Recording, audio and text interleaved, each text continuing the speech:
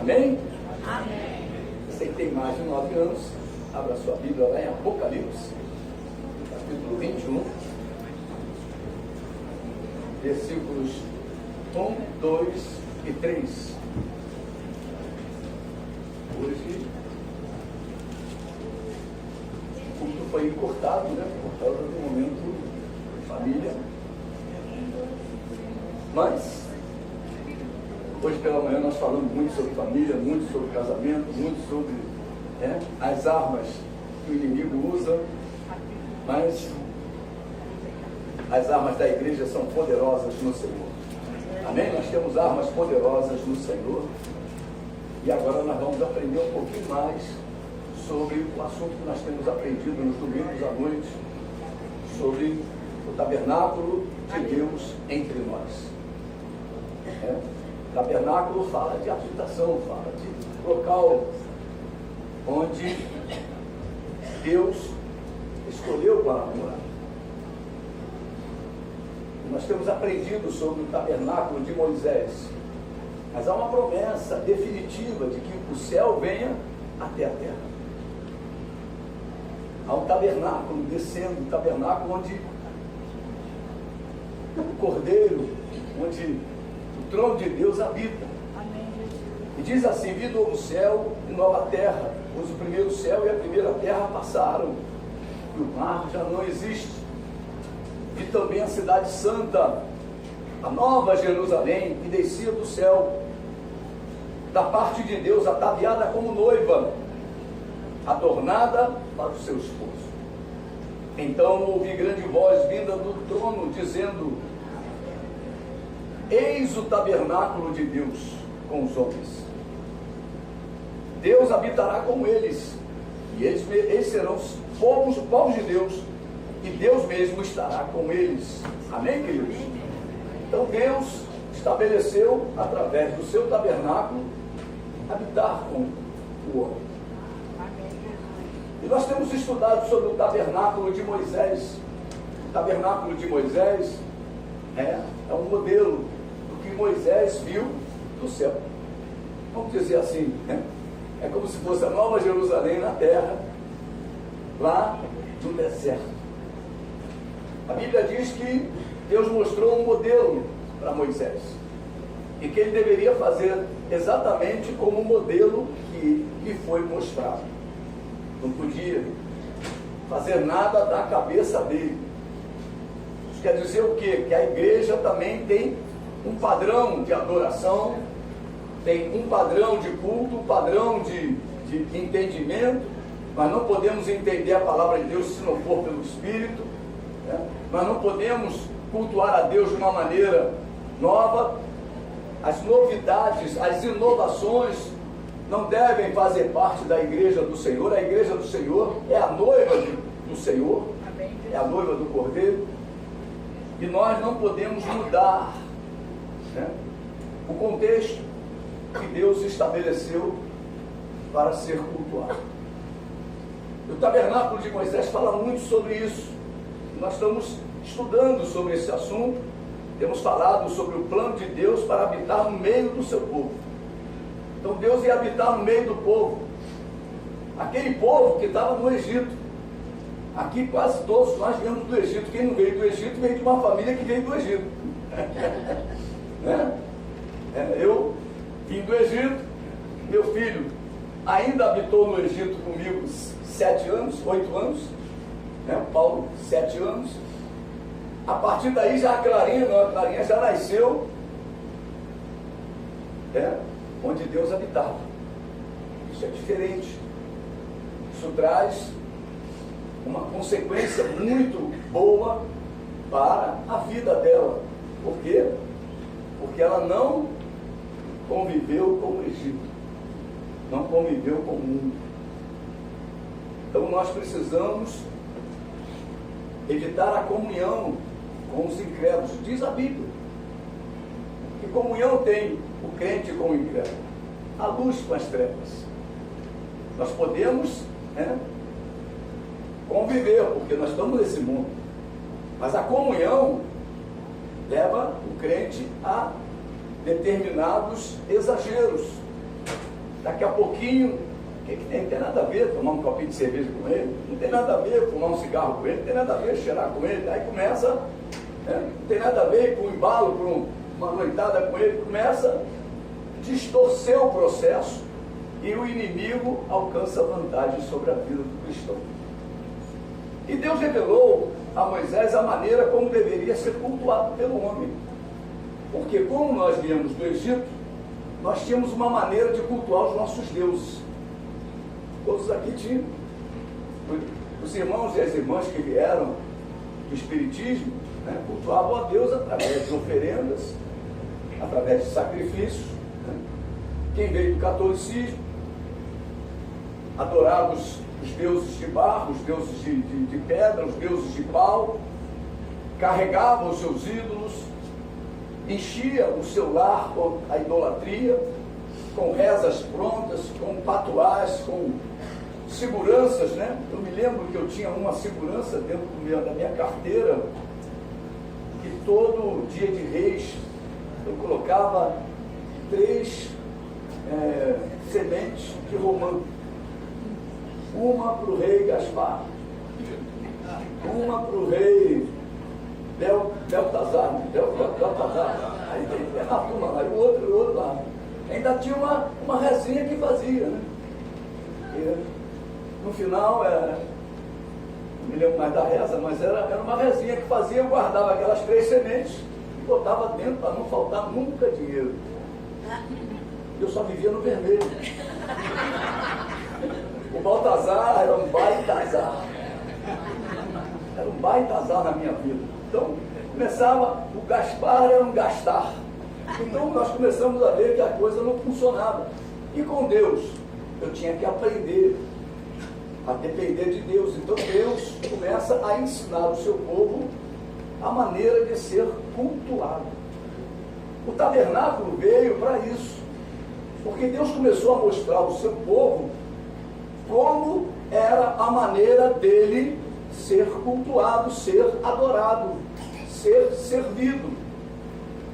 Então Deus mostra a Moisés, e você vai ver isso durante todo esse estudo, ele separa uma tribo inteira só para servi-lo. E essa tribo são a tribo dos sacerdotes e levitas.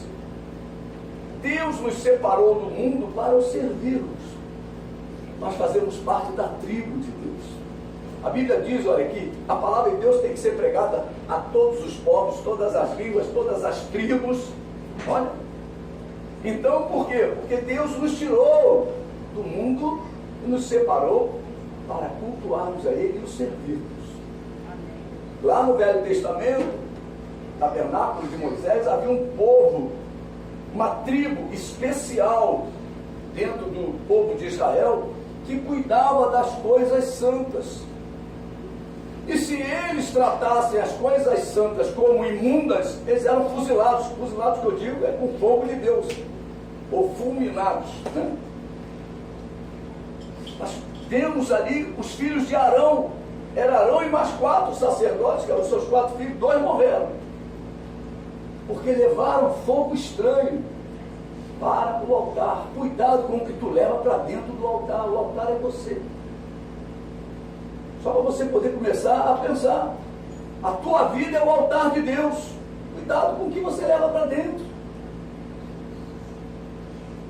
Então, nós precisamos começar a repensar um pouco a nossa história, a nossa vida, né? O irmão cantou muito bem, né? Quero voltar ao primeiro amor, mas não adianta voltar ao primeiro amor e repetir os mesmos erros. Você está entendendo? Diga amém. Nós não podemos voltar, pedir o perdão a Deus, nos arrependermos e voltarmos ao primeiro amor. Deus te levanta e você começa a praticar os mesmos erros. Não pode.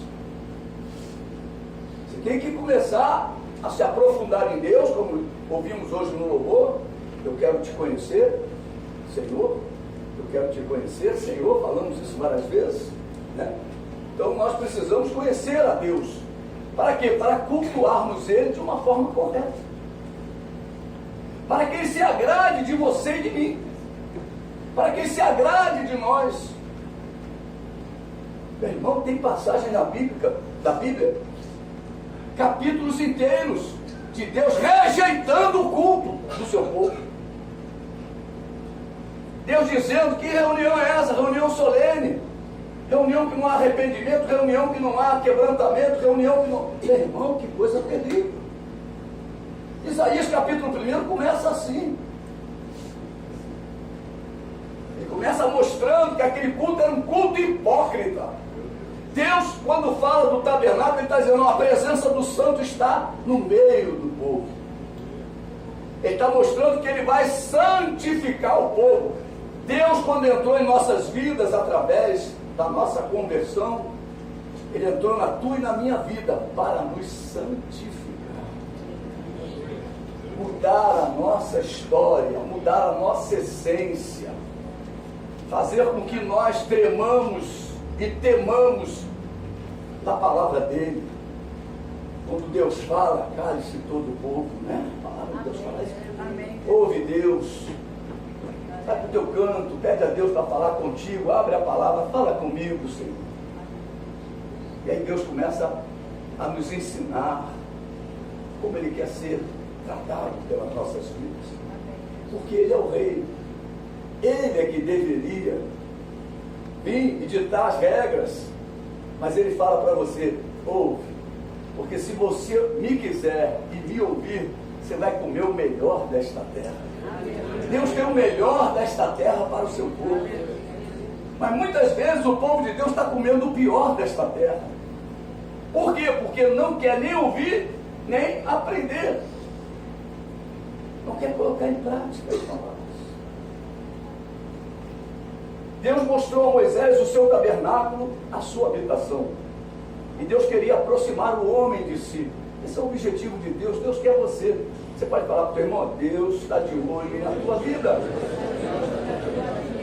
Por que Deus está de olho? Porque Ele sabe que você agora tem a oportunidade de morar no céu. Então Deus está te preparando para você morar no céu. Aqui na terra nós estamos sendo preparados, é a noiva sendo adornada, é a noiva sendo preparada, a noiva está sendo perfumada, a noiva está sendo, tratada pelo Espírito Santo.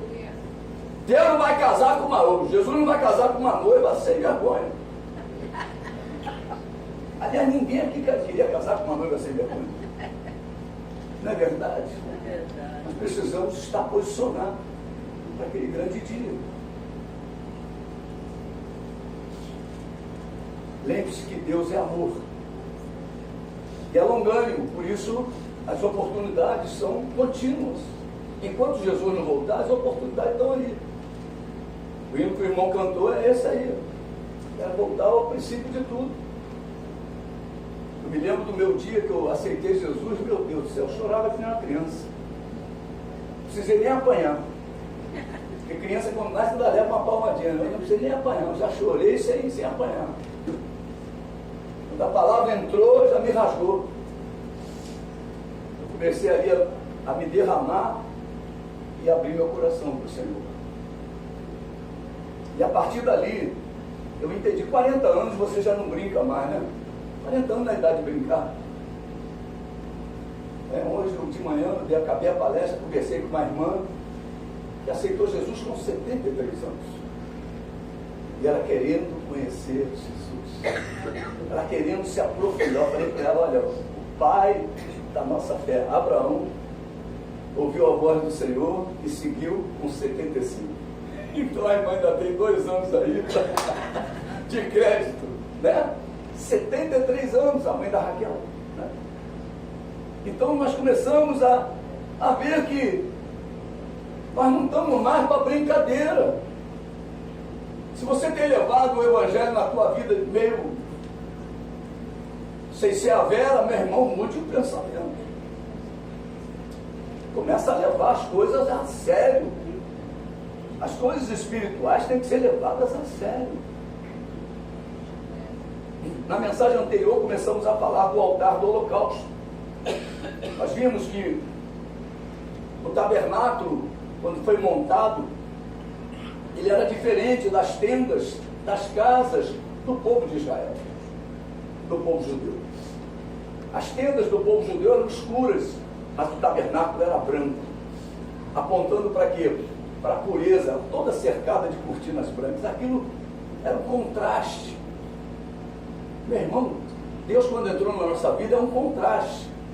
O Deus Santo entrando na vida de um impuro, na vida de um pilantra, na vida de um profano, na vida de um camarada que não tem valor nenhum. Mas ele entrou. Então Deus foi lá e montou o tabernáculo no meio daquele povo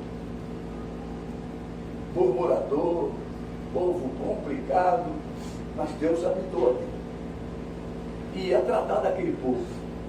Deus entrou na tua vida e na minha vida para tratar da nossa vida. Tem coisas que nós nos submetemos imediatamente a Deus, mas tem coisas, né? Quer ver um exemplo? Um exemplo de coisas que você, imediatamente você se livra. A idolatria. Você pega o ídolo, seu Santo Antônio sem vergonha, pá, quebra ele. Se livrou dele. Mas tem coisas que estão lá dentro e precisam ser tratadas. Essas, meu irmão, levam tempo. Você vai ter que ouvir uma mensagem. Aquela mensagem vai ter que ser repetida. Aquela mensagem vai ser de novo repetida. Principalmente a mensagem de perdão, né? Perdão não é mole, não, você tem que ouvir várias vezes.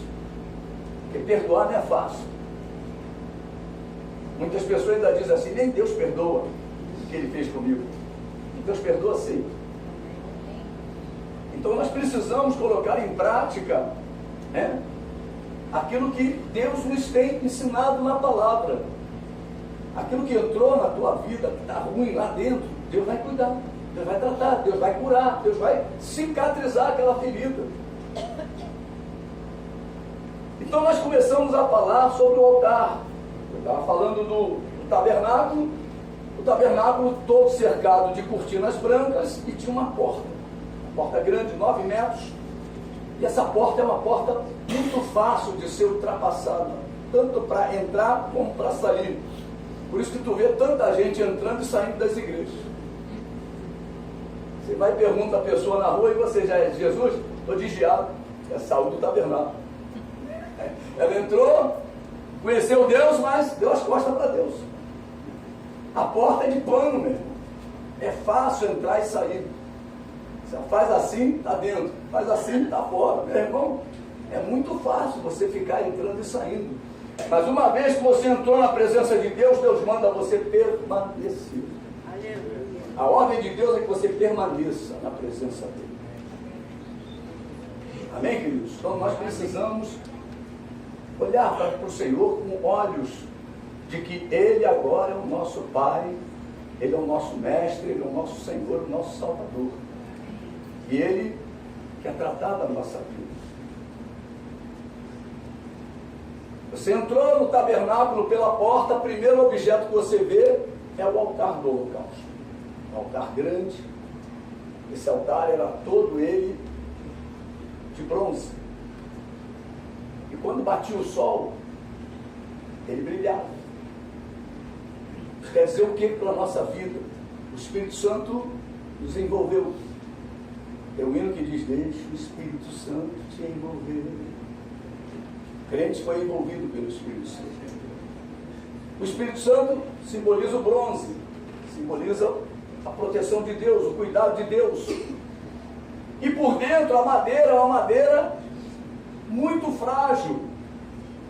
É a madeira, uma acácia da Arábia, uma acácia arábica, uma madeira muito frágil, simbolizando a nossa natureza terrena. Deus fala, fazei morrer a vossa natureza terrena.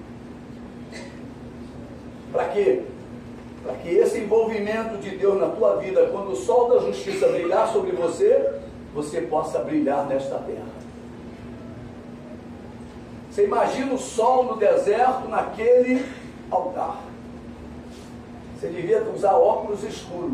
Nem óculos escuros resolvia, porque era tanta luz que batia e refletia o sol. Nós precisamos refletir o sol da justiça, nós precisamos refletir a luz de Deus. A Bíblia diz que nós somos luz e sal. Então nós precisamos brilhar. E nós vamos continuar falando. Vimos que o altar era muito grande, que tinha 5 côvados de comprimento e 5 de larguras, 2,5 metros por 2,5 metros. É uma churrasqueira imensa. E ali não se fazia só picanha, não. Botava o bicho inteiro. Cozinhava o bicho inteiro. Era um boi inteiro ali dentro. Sacrifício inteiro. O altar também tinha 4 lados. O altar tinha 3 côvados de altura, apontando mais ou menos para 1,32 m, 1,33 m de altura. Vimos também a composição do altar. O primeiro era madeira, como eu já falei, o segundo era o bronze, o material. Vimos também os componentes do altar. O primeiro componente era a grelha, e o segundo componente era o fogo. E aí nós paramos, né? A mensagem anterior. Quem é que acendeu o altar? Foi o fogo de Deus. Até brinquei. Já pensou você fazendo um churrasco no jogo do Brasil e orar e Deus acender a churrasqueira? É mais ou menos isso que aconteceu. Nós vamos agora para o terceiro componente do altar, que eram chifres. Dos 4 lados do altar havia chifres. E esses chifres apontavam para o céu. Os chifres estavam nos 4 cantos do altar, apontando para o céu, e os chifres deveriam estar untados com o sangue da oferta. Isso aponta para a nossa vida. Nós somos o altar de Deus. Temos que olhar para o alto, é de lá que vem o teu socorro. Então, temos que ter chifre, meu irmão. Para com essa conversa aí do mundo, mas o altar de Deus tem chifre. O altar de Deus, o tabernáculo lá, o altar tinha chifre. E o chifre era untado com sangue. Nós temos o sangue de Jesus sobre a nossa vida. Amém, queridos? Amém. É como se o altar estivesse estendendo as suas mãos para o céu, a Deus. É como se o altar estivesse apresentando o sacrifício a Deus. Por isso que no momento do louvor, o sacrifício de louvor, são lábios que confessam o seu nome, mas as mãos levantadas, apontando para Deus. Senhor, muito obrigado, porque o Senhor é o meu libertador. Tem que aprender a levantar as suas mãos santas. Em 1 Timóteo, capítulo 2,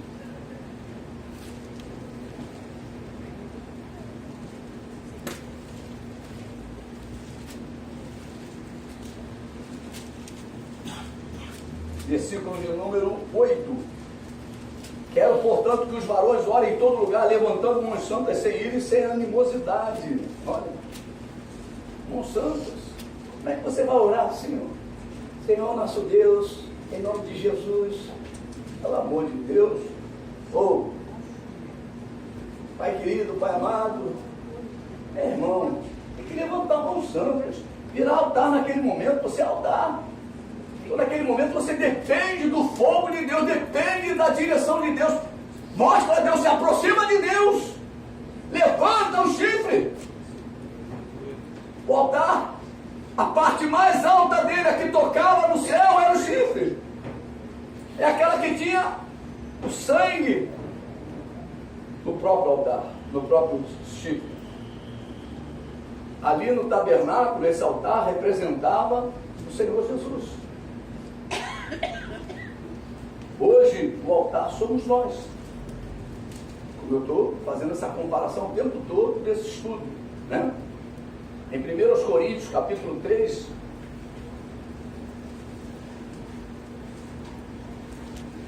versículo de número 16, diz assim: não sabeis que sois santuário de Deus, que o Espírito de Deus habita em vós? Quantos estão entre nós já ouviram dizer que Cristo é tudo? Diga amém. Amém. Cristo é tudo, meu.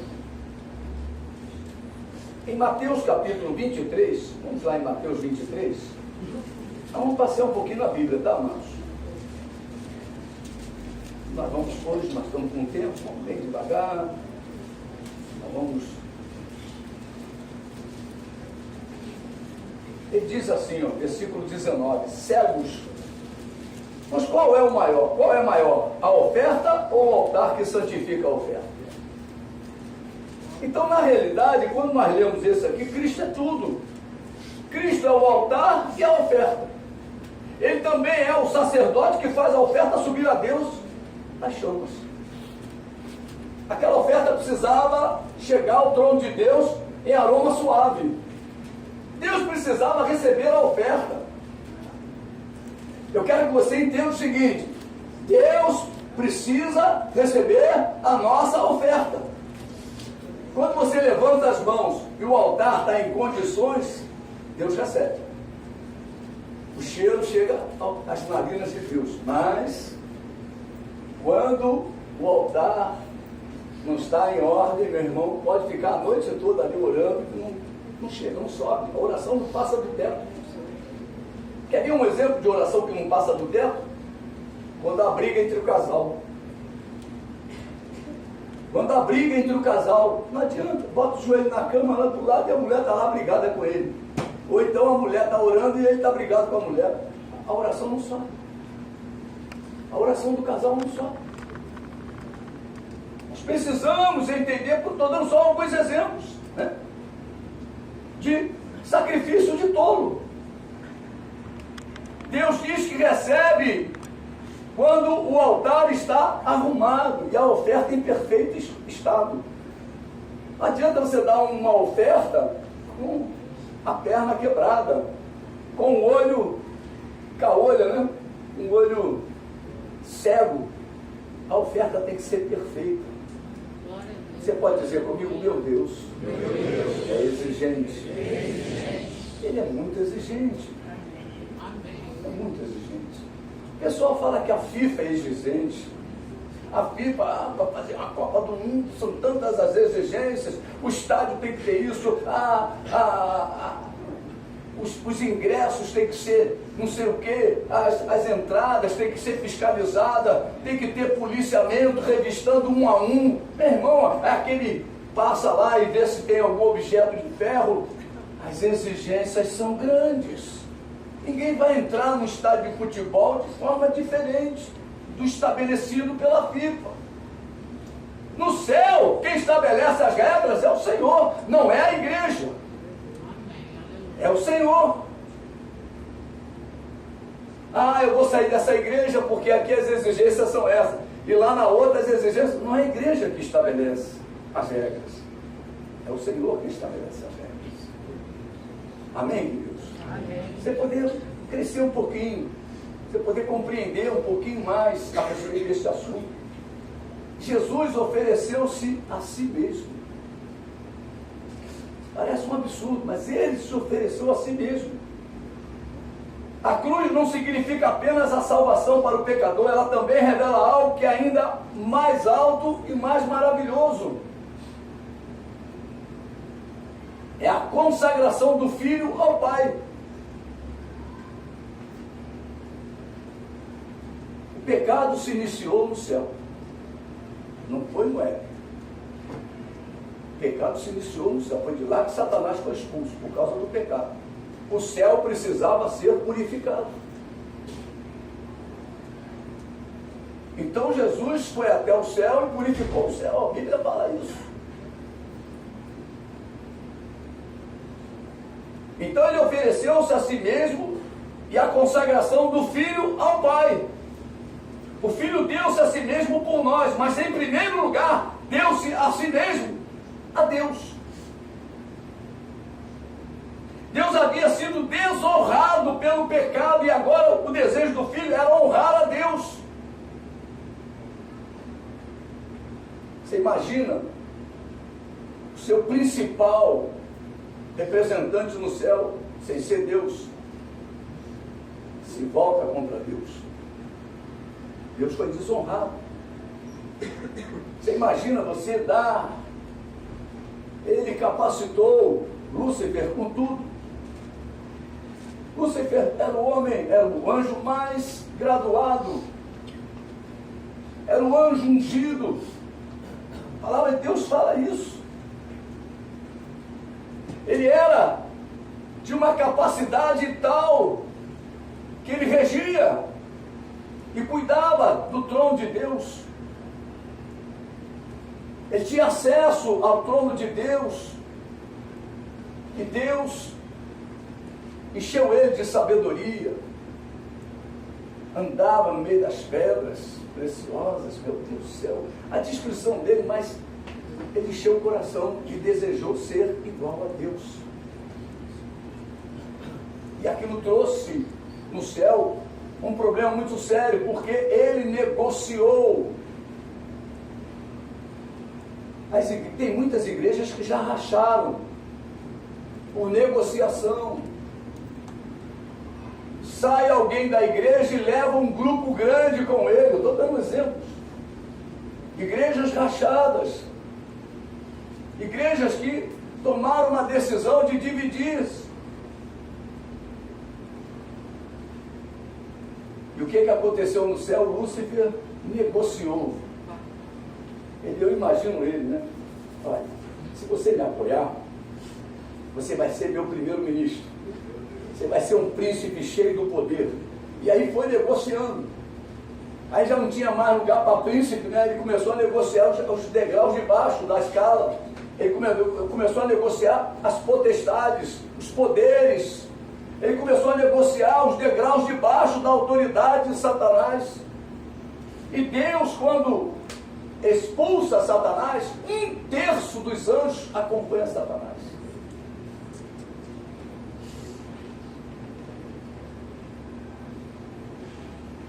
Isso aponta para nós, para quê? Nós não devemos seguir homens, devemos seguir o Senhor. Guarda isso no teu coração. Romanos 8,14. Filho de Deus é aquele que é guiado pelo Espírito Santo. Aleluia. Glória a Deus. Amém, querido? Amém.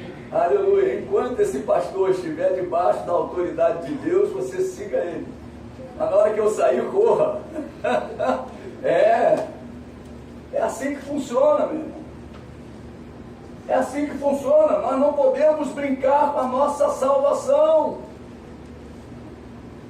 Nós estamos apegados ao Senhor. Não estamos apegados a homens. Nós precisamos entender isso. Hoje pela manhã eu ouvi um dos pastores dizendo, na hora da apresentação diante de Deus, é você sozinho. O que tu fez? Eu fiz isso. Nem esposa, nem filhos estão juntos. É o que você fez diante de Deus. Pensa nisso. É individual. Deus vai cobrar cada detalhe da nossa história. Não é que ele é carrasco, não. Ele é justo. Ele é justo. Aleluia. Deus havia sido desonrado pelo pecado e agora o desejo do filho era honrar a Deus. Voluntariamente ele se entregou para até na morte glorificar a Deus. Naquele momento em que Deus, como Deus, teve de ocultar a sua face daquele que foi feito pecado, o olhar de Deus, o Pai, continuou repousando cheio de amor sobre o seu filho. João capítulo 10 fala isso. Vamos lá? João capítulo 10, versículo 17. Por isso, o Pai me ama, porque eu dou a minha vida para a reassumir. É brincadeira, meu irmão. Mesmo na cruz, quando ele se faz como oferta, a Bíblia diz, Deus é um amor. O amor de Deus estava ali. Por isso o Pai me ama. Você tem que ter essa certeza no teu coração. O Pai me ama. Amém. Você pode dizer, o Pai me ama. Aleluia. Você tem que ter essa certeza. Porque a pior coisa do cristão é quando ele acha que Deus perdeu o amor por ele. E tem um monte de gente que pensa assim, por causa das circunstâncias da vida. Acontece qualquer coisa com a pessoa e ele começa a colocar que Deus não ama mais ele, permitiu aquilo, por que aquilo foi acontecer. O Fábio estava contando essa semana lá em, como é que é o nome do lugar? Mangaratiba. Uma família inteira, 6 pessoas. Só sobrou um guri de meses, 7 meses. Né? A família toda foi morta. Só não mataram essa criança. E uma outra criança que conseguiu, saiu de casa momentos antes, não voltou, ela foi poupada. Aí vai o sujeito e diz: ah, Deus não me ama mais, permitiu isso tudo. Você tem que conhecer a história do homem. Por onde aquele homem andou? Com quem que ele se envolveu? A Bíblia diz que o apóstolo Paulo pregava e havia turmas de malfeitores. A turminha de malfeitores que os judeus iam lá, instigavam aqueles malfeitores para ir lá perturbar Paulo. Você está pensando, se você estiver se envolvendo com pessoas erradas, o caminho vai continuar certo? Não vai não, né? Se você estivesse se envolvendo com pessoas erradas, tem tudo para o caminho se tornar um caminho torto, um caminho errado. Nós precisamos saber com quem andamos. E com certeza isso foi problemas de companhia, dívidas, envolvimento. E aí os caras são da turma do mal, perversos, homens sanguinários. A Bíblia fala sobre isso. Jesus foi trocado por um sanguinário. Barrabás, o cara era um assassino. Mas o povo quis o assassino. Mas nós queremos Jesus. Quem quer Jesus, diga amém. Aleluia. Quem quer Barrabás, diga amém. Glória a Deus. Aleluia. Segura. Não, ela falou glória a Deus só. Aleluia. Eu não falei nada. A obra no altar do holocausto foi realizada. Você pode repetir comigo? A obra no local de holocausto, no altar do holocausto, foi realizada. Você se lembra? Todos os seus pecados haviam sido quitados. Ele agora poderia sair daquele lugar livre, aquele judeu, né? Israelita, completamente livre. Mas o israelita pergunta ao sacerdote: olha aí, e se amanhã eu pecar de novo, o que irá me acontecer? Você terá de voltar outra vez com um outro animal, ou uma cabra, ou uma ovelha, ou alguns pombinhos, depende do tipo do pecado. Aquele sacerdote conversou com o israelita. E se eu pecar outra vez na próxima semana? Bem, você deverá trazer uma outra oferta. Olha, não parava aquilo. Né? Neste lugar, nós, os sacerdotes, nunca terminamos o trabalho. Não há cadeiras no tabernáculo de Moisés. Se você observar, não existe um elemento chamado cadeira. Os sacerdotes não tinham descanso. Trabalhavam. Porque o pecado tinha que ser um novo sacrifício. Outro pecado, outro sacrifício. Então, o sacrifício era repetido. Né? E nós começamos a entender que ali nunca se terminava aquele trabalho. Nunca havia descanso dentro do tabernáculo de Moisés, o tabernáculo do deserto. Lá em Hebreus capítulo 10, Hebreus 10, versículo 11, ele diz assim: ora, todo sacerdote se apresenta dia após dia a exercer o serviço sagrado e a oferecer muitas vezes os mesmos sacrifícios, que nunca, jamais podem remover pecados. Meu Deus do céu, o sujeito ia para lá e vinha mais animais, esfolava os animais, matava os animais, botava lá no fogo, e aquilo era todo o tempo aquele cheiro de churrasco no acampamento de Israel. Né? Jesus nos constituiu reino e sacerdote nos deu descanso. Olha que coisa linda isso. No sacerdócio levítico não havia descanso. Mas no sacerdócio, segundo a ordem de Melquisedeque, que é a nossa ordem, há descanso. Antes da cruz não havia descanso. O sacrifício perfeito ainda não havia sido realizado. A nova e eterna aliança não havia sido ainda concretizada. Eram inúmeros os animais sacrificados, antes mesmo da dedicação do templo de Salomão. Lá em 2 Crônicas, capítulo 5, só para você ver mais ou menos como é que era a questão de sacrifício, tá, de animais. Capítulo 5, versículo 6.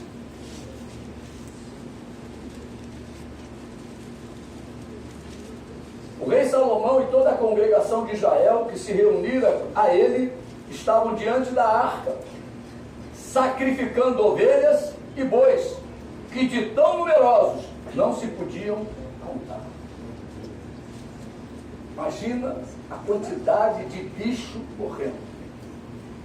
Sacrifício, sacrifício, sacrifício. Você imagina se isso fosse nos dias de hoje? Meu Deus do céu, estaria aí a defesa dos animais todas se levantando contra Israel, né? Sacrificando animais, olha, a ovelha Dolly, sacrificando essas ovelhas. Meu Deus do céu, loucura. Então nós começamos a ver que durante a dedicação do templo de Salomão foram imolados 22 mil bois e 120 mil ovelhas. Capítulo 7, é mais uma página aí, tira aí a página, capítulo 7, versículo 5. Diz assim: ofereceu o rei Salomão em sacrifício 22 mil bois e 120 mil ovelhas. Sabe o que é 120 mil ovelhas? Meu irmão, é muita ovelha. Eu já fui no Maracanã com 177 mil pessoas. Pelo menos é o que eles contaram, né? Fora os que pulam o muro. É muita gente. Você imagina agora, 22 mil bois mais 120 mil ovelhas. 142 mil animais. Jesus é muito animal. Imagina os sacerdotes tendo que matar um a um. Quem já viu matar um boi? Eu já vi. Meus filhos iam também ver comigo. O chão era cimento lisinho, beira de rio, e eles molhavam o chão. Um cachorro ficava preso. Eles soltavam o boi, e o boi vinha em direção àquele chão úmido, e o cachorro enxotava ele. Quando ele chegava no chão úmido, ele escorregava, ele abria as pernas e caía. Quando ele caía, ele tentava se levantar, ele sabia que se ele se mexesse, ele caía, então ele ficava quietinho. O sujeito vinha com uma marreta na cabeça, pouco. O olhos dele fazia assim e a língua corria para o lado. E ele caía. Imediatamente pendurava ele pelas pernas, abria e tirava a capa dele, o couro dele. E ali começava. Água e lavando ele, não era, Paulo? Não era, João? Então, nós vimos isso. 142 mil animais, só no dia da dedicação. Imagina a quantidade de animais mortos. O trabalho que os sacerdotes tinham. Hoje, porque viemos de manhã, já de noite fica difícil. Não é verdade? Não estou falando mentira, estou falando. Hoje nós colocamos muitas questões para Deus. Senhor, estou com dor aqui, estou com dor ali. Não.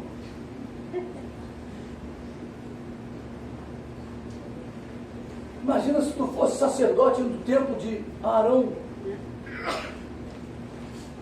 Segura aí, Rodrigo, mata aí! Ludmila, segura! Anderson, segura o boi aí, segura o boi! Meu Deus do céu! Mete a faca, pá! E tudo tem que ser feito com reverência. Tinha regra para se matar. Você pode sair enfiando a faca de qualquer maneira. Tudo com Deus era organizado. Eu acho que até o gado também era crente, meu. Acho que os bichos eram tudo.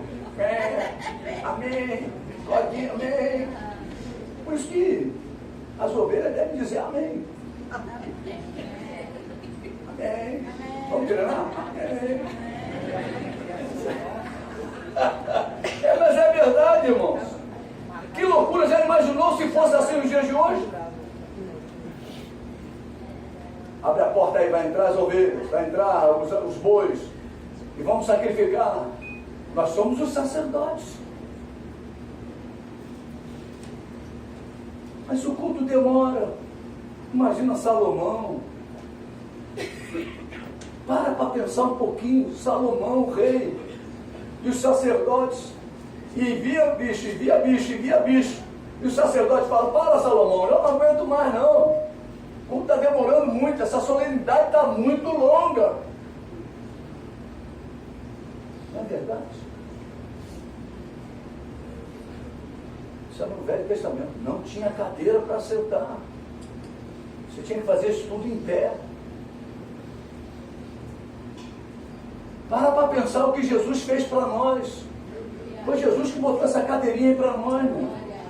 Essa cadeira que você está sentada foi Jesus que colocou. Porque no Velho Testamento era em pé.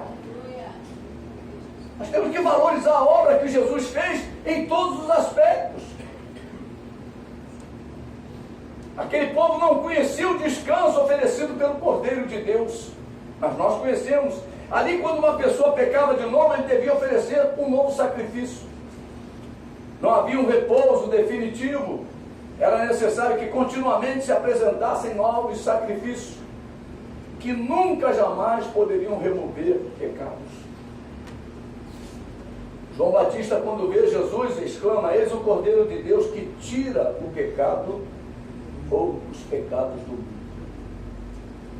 Hebreus capítulo 9, vamos lá, Hebreus capítulo 9.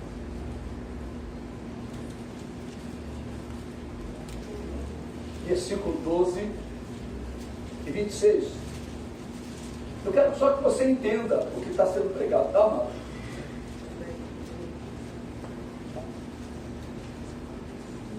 É isto uma parábola para a época presente. E segundo esta, se oferecem tanto dons como sacrifícios, embora estes, no tocante à consciência, sejam ineficazes para aperfeiçoar aquele que presta culto. Versículo 26. Ora, neste caso, seria necessário que ele tivesse sofrido muitas vezes, desde a fundação do mundo. Agora, porém, ao se cumprirem os tempos, se manifestou uma vez por todas para aniquilar, pelo sacrifício de si mesmo, o pecado. É a obra que Jesus fez. Hebreus 10, 12 diz assim, ó, aí, ó, página seguinte: Jesus, porém, tendo oferecido para sempre um único sacrifício pelos pecados, assentou-se à destra de Deus. Amém. Uma única vez.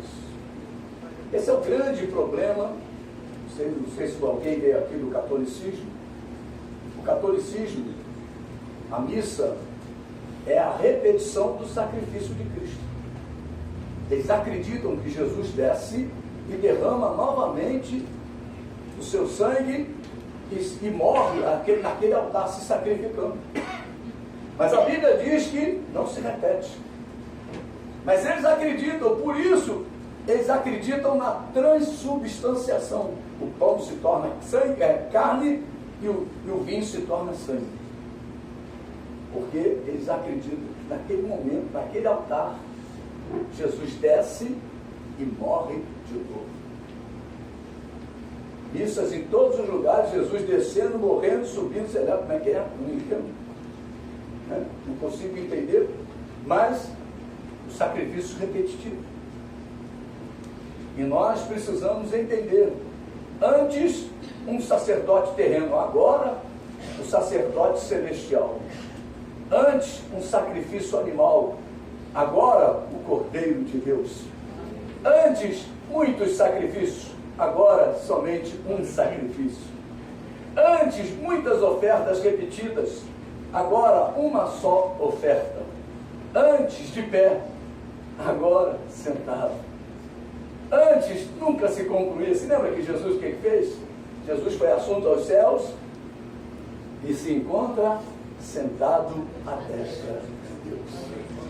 Amém? Ele é um sacerdote, sumo sacerdote, ele se assentou, mostrando para nós que há um descanso em Cristo Jesus, né?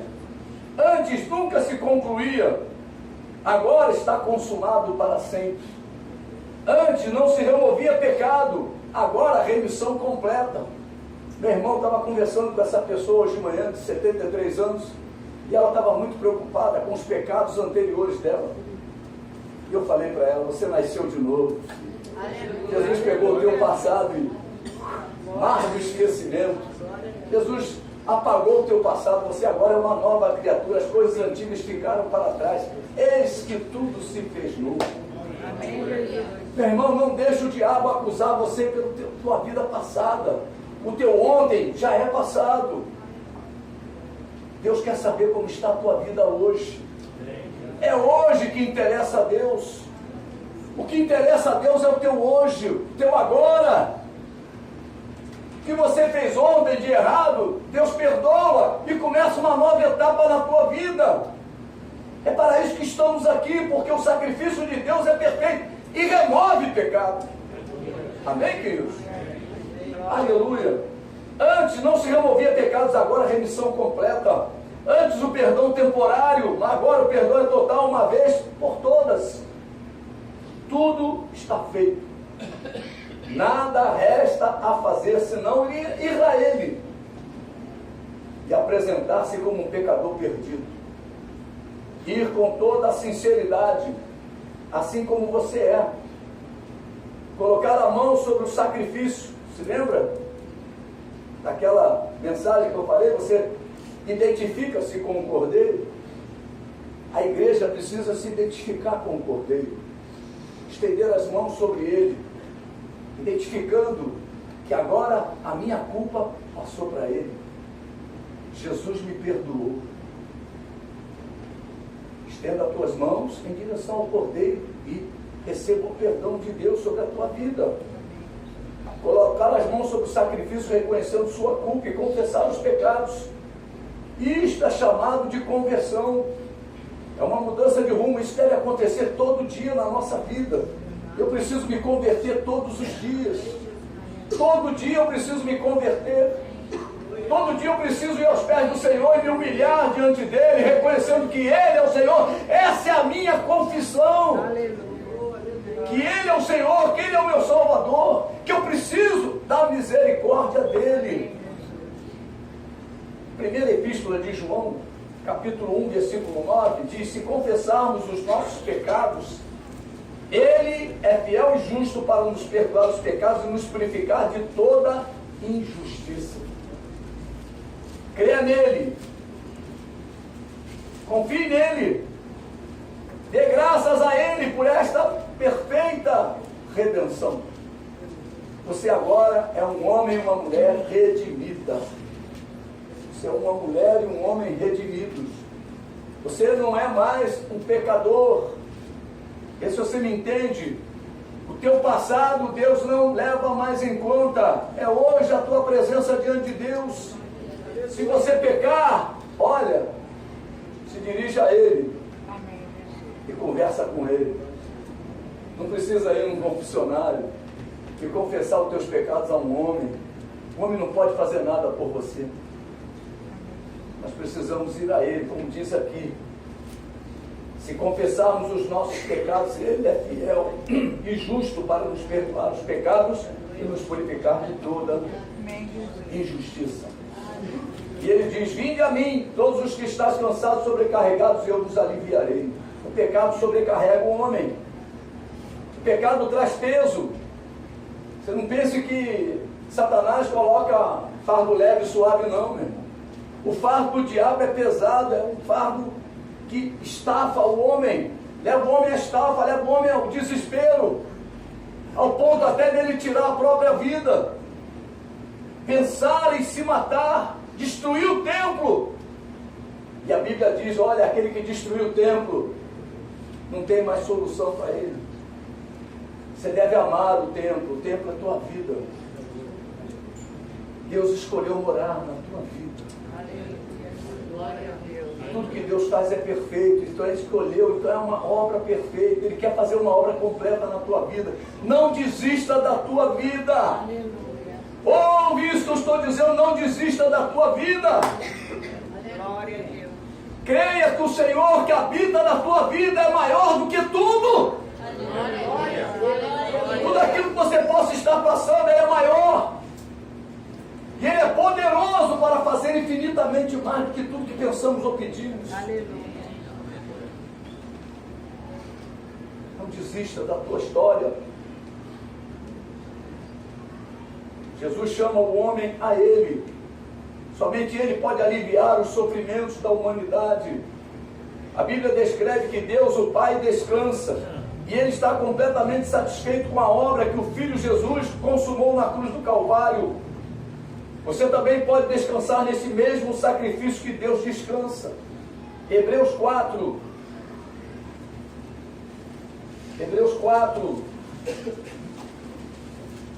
versículos 10 e 11 diz, olha, porque aquele que entrou no descanso de Deus, também Ele mesmo descansou de suas obras como Deus das suas. Esforcemo-nos, olha, é um esforço,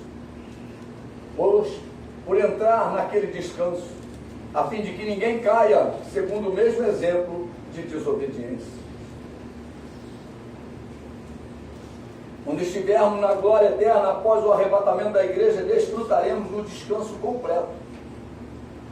Não há mais obra nenhuma para fazer lá. O pastor não vai pregar mais. Pastor Anderson não vai ter mais compromisso só nas quintas, né?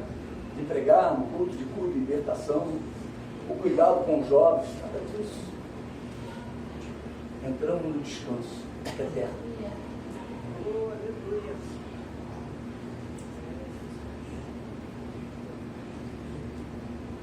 Hoje, a igreja será tirada deste mundo. Hoje é só um exercício.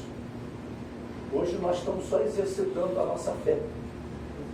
Não andei segundo o mundo, porque num dia seremos retirados deste mundo. E eu não quero ficar. E quem serão os retirados? São aqueles que hoje praticam este exercício. Nós precisamos exercitar a fé. Nós não podemos parar de exercitar a fé. É como um atleta. A Bíblia compara, o crente é um atleta. Aquele que se prepara para uma maratona, se prepara para uma Copa do Mundo. Todos aqueles jogadores de todas as seleções, a questão é técnica, né? Lógico, evidente, também tem a parte física, mas a parte técnica influencia muito, porque o jogo não é de 1 minuto nem 2 minutos, são 90 minutos, e em determinado jogo tem até prorrogação, então a técnica prevalece. A técnica prevalece.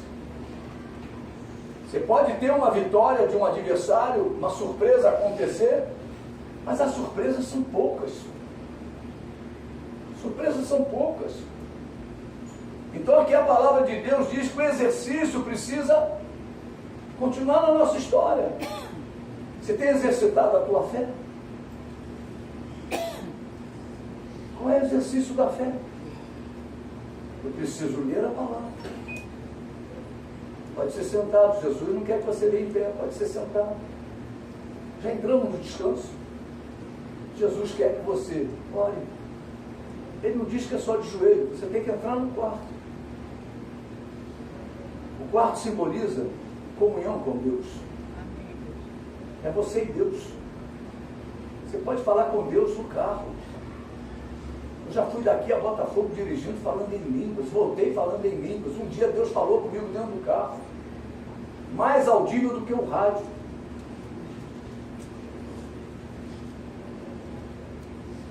Você tem que atrair a presença de Deus. O altar atrai a presença de Deus. Quem é que você tem atraído para a tua vida? É a presença de Deus? Então espera que ele vai se manifestar. Mas se não é, a manifestação vai ser outra. Amém, queridos? Amém. Aleluia.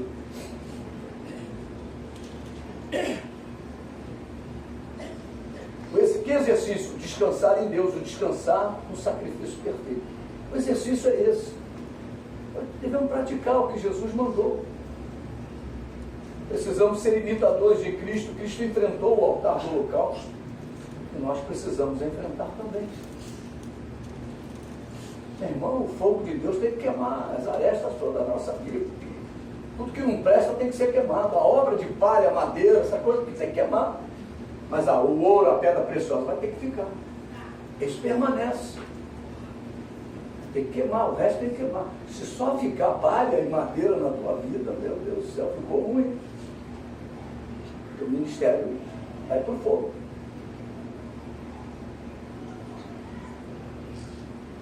Precisamos morrer para o pecado, precisamos apresentar a Deus a nossa vida como uma oferta viva, santa e agradável a Ele.